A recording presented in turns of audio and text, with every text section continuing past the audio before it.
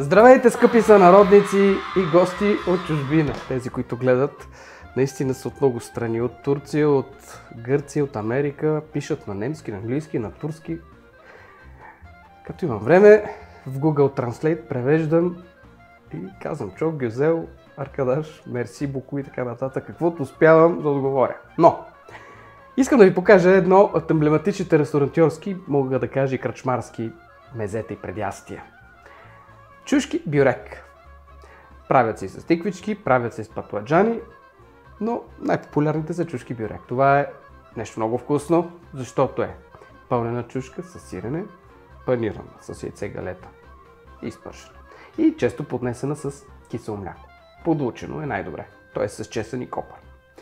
Ето как се приготвят чушки бюрек. Вкусни и точно така както се правят от ресторантите. Открих през последните години, че е по-добре да се избират малки чушчици, защото първо изглеждат по-добре след като са напълнени и второ, по-лесно се опържват, по-лесно се разбъркват. Затова аз съм изпекал малки чушчици, ето такива. Какво се случва с плънката? Тя е много семпла. Сирене, което трябва да се смачка и да се подправи. Или с чубрица, или с копър. Някои дори не слагат подправка. Аз в началото на моята кариера научих, че се слага чубрица. Така го правим по софийския край. Затова сега към сиренето прибавим и малко чубрица, само за аромат. Една от любимите подправки на всички в Западна България. Ето така надробих сиренето и сега ще го смеся с яйце.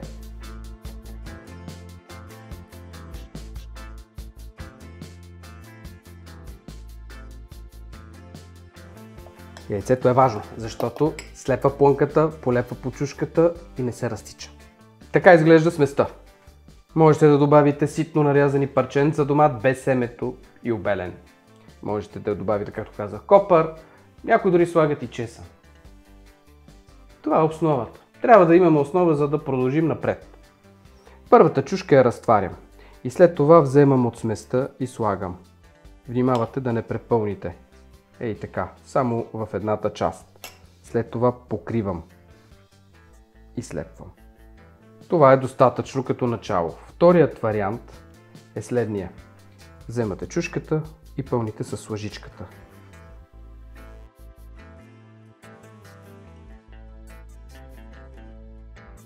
Време е да загрея олиото, за да преминем и към паниране и пържене на чушките.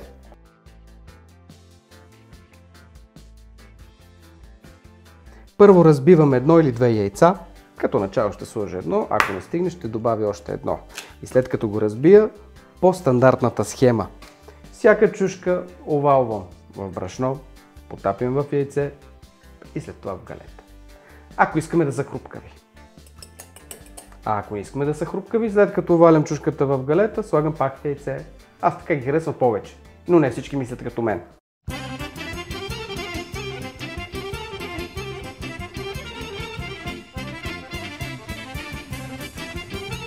Правилото е следното. Първо вземам чушка и овалвам в брашно.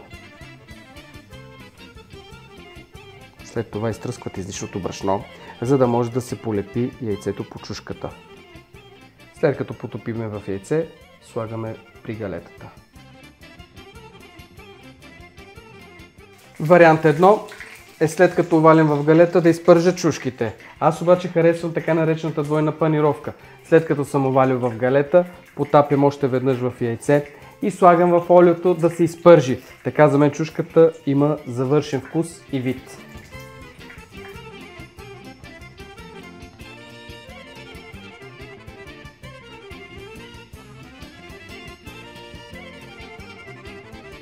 Сами може да видите разликата в външния вид на изпържените пиперки по този начин.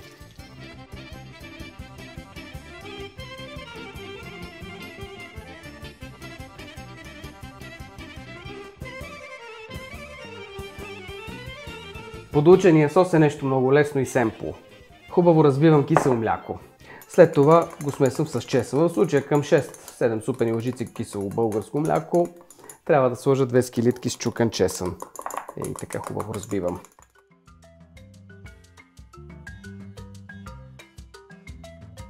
И сега остава да нарежа копър.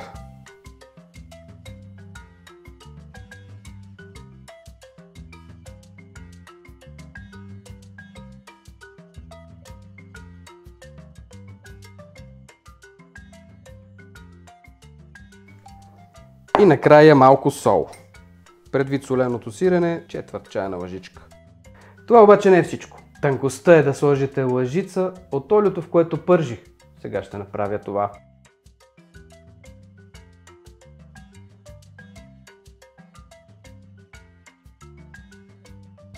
Опитвам соса и мога да премина към поднасяне на нашия фантастичен чушки бюрек специалитет. Само ще сложа в тази сосиера, за да бъде по-елегантно и изискано.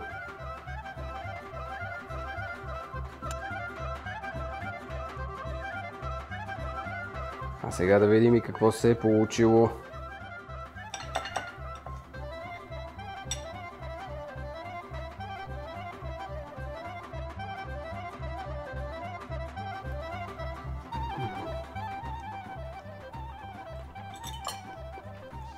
Велика е нашата ресторантьорска кухня. Това ядене е прекрасно. Хрупкавата галета, ароматната плънка с чубрицата с сиренето се съчетава по един уникален начин с киселия сос, обогатен с копър и лютото на чесъна. Вкусове и традиция. Българската кухня за мен си е най-вкусна. Желая ви успех и сладки мигове на трапезата!